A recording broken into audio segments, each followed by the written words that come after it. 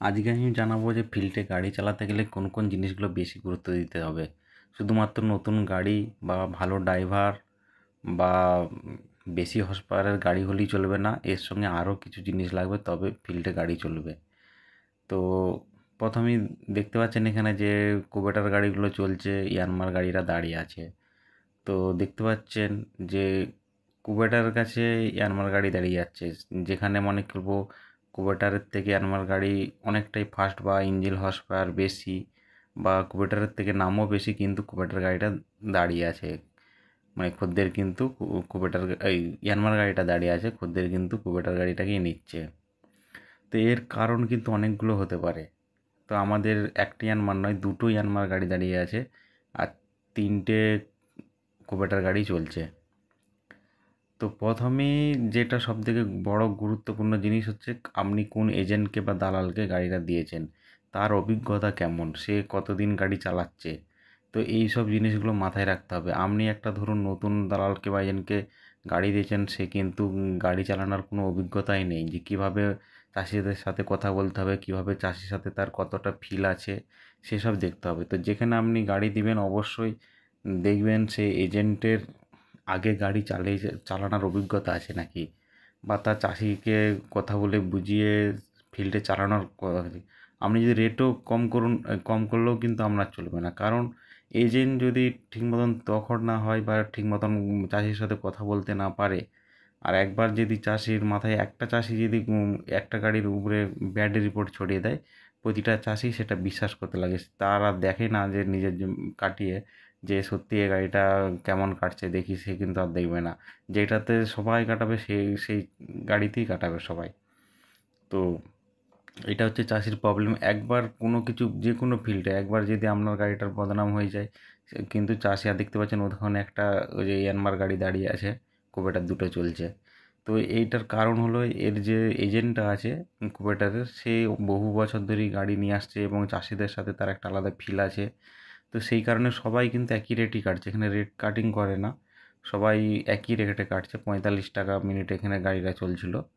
তো তা তো প্রচুর কম্পিটিশান, মানে 45 টাকা মিনিটে গাড়ি চলছে এবং যে যত পারছে মানে স্পিডে গাড়ি চালাচ্ছে। মানে এই ড্রাইভারগুলো অবশ্য পাকাপোক্ত ছিল, ইয়ানমারের ড্রাইভারও ভালো, কিন্তু তা সত্ত্বেও একবার প্রথমটা যদি একবার গোলমাল হয়ে যায়, কোনো কারণে যদি একটু গোলমাল হয়ে যায়, বা দুটো চারটে জমি যদি আপনার একটু গোলমাল হয়ে যায়, কিন্তু চাষি কিন্তু আর গাড়ি নেবে না। সেই জন্য মাথায় রাখতে হবে সবসময় চাষিকে, মানে কী বলবো, খুশি করতে হবে যে কীভাবে চাষি যেমন ব্যাড রিপোর্ট না ছড়ায়। সেই জমিটা কাটার পর চাষি যদি 5টা চাষিকে বলে দেয় যে দেখো এই গাড়িটা বেশি টাইম লাগছে, কি ধান পড়ছে বা শীষ ফিকে দিচ্ছে, তো কোনো কিছু প্রবলেম যদি বলে দেয়, কিন্তু অন্য চাষিগুলো শুনে কিন্তু নেবে না। হয়তো এরপরে আপনি ভালোই কাটবেন, কিন্তু তাও কিন্তু নেবে না। তো দেখতে পাচ্ছেন গাড়ি তো ইয়ানমার সব নতুন গাড়ি আছে, দুটো গাড়িই নতুন আছে, একটা আমার আছে, একটা অন্য লোকের আছে। কিন্তু আমি যে এজেন্টটাকে দিয়েছিলাম তার ধান গলা, সে ধান কিনতেই ব্যস্ত। তো আর একজন, সে একজনকে লোক রেখেছে, সে তো একজন বেতন করা লোক, সে অতটা গুরুত্ব দেয়নি, চাষির সাথে কথা বলতে পারেনি, বা সে সবসময় থাকছে না। আমাদের নিজেদের লোক থাকছে, আমাদেরকে কেউ চিনে না জানে না, সে নিজে প্রেজেন্ট না থাকার জন্য কিন্তু গাড়িটা দাঁড়িয়ে যাচ্ছে। সে বিভিন্ন জায়গায় চলে যাচ্ছে, ফিল্ডে নেই। আর এই যে কুপেটার গাড়ি, যে ওরা বহু বছর ধরেই গাড়ি নিয়ে আসছে, চাষিদের সাথে একটা ফিল আছে, বা চাষিদিকে বুঝিয়ে জমিগুলোকে কাটাচ্ছে, সে চাষিদের সাথে বেশি মুখ পরিচয় আছে।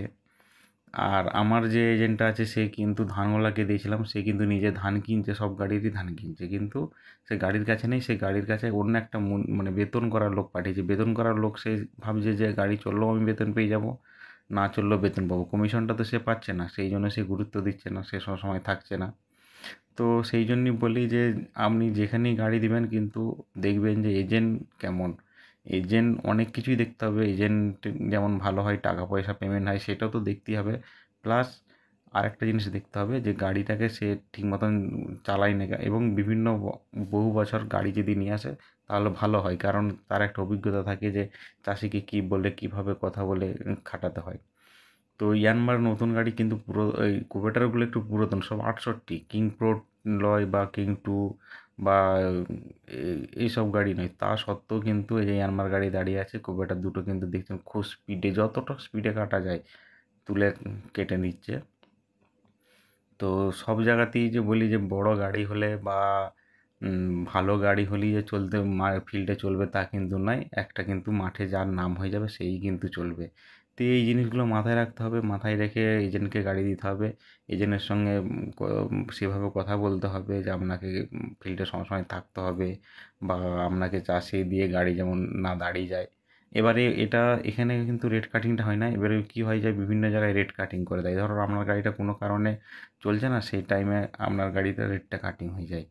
কিন্তু এটাতে রেটটা কাটিং হয়নি, কিন্তু পরে আবার চলছিল অবশ্য। একটা দুটো জমি কিছুক্ষণ দাঁড়িয়ে গেছিলো, যে দাঁড়িয়ে আছে অনেকক্ষণই গাড়িটা দাঁড়িয়ে গেছিলো প্রায়, না হলে আরও 1 ঘন্টার উপরে কাজটা বেশি হতো আজকের দিনটা।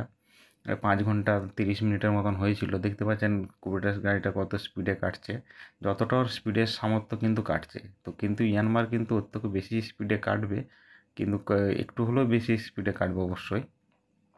কিন্তু চালানোর একটু টেকনিক চাই, কীভাবে সহজে ঘোরানো যায় গাড়িটাকে, কম সময়ের মধ্যে কীভাবে গাড়িটা ঘুরবে, সেই সব জিনিস আমি পরে বলবো। গাড়ি যখন চালানোর ব্যাপার নিয়ে আমি বলবো পরবর্তী ভিডিওতে, তখন দেখাবো যে গাড়ি কীভাবে চালালে কতটা সময়ে কম সময়ে ঘোরা যায়, বা গাড়ি লোড কম পড়বে, সেই সব একটা আলাদা ভিডিওতে বলবো। তো যে কুবেটার একটা ড্রাইভার ছিল, সে সত্যিই খুব ভালো চালাচ্ছে। এই গাড়িটা দেখতে পাচ্ছেন খুব সুন্দর চালাচ্ছে, এবং যে মোড়গুলো যেগুলো ঘুরছে খুব কম সময়ের মধ্যে ঘুরে ফেলছে। তো বহু অভিজ্ঞতা ড্রাইভারও ছিল, এবং এজেন্টটাও, আর যে দালাল যে এজেন্ট, সেও কিন্তু তার অভিজ্ঞতা ছিল। সেই জন্য গাড়িটা কিন্তু বন্ধ হয়নি, একটা সময়ের জন্য বন্ধ হয়নি, টানা চলছে। তো এইসব কথাগুলো মাথায় রেখে কিন্তু আপনারা গাড়ি এজেন্টকে দেবেন। তা আজ এই পর্যন্তই। পরবর্তী ভিডিওতে আবার অন্য কিছু নিয়ে বলবো। ভালো লাগলে অবশ্যই ভিডিওটা লাইক করবেন।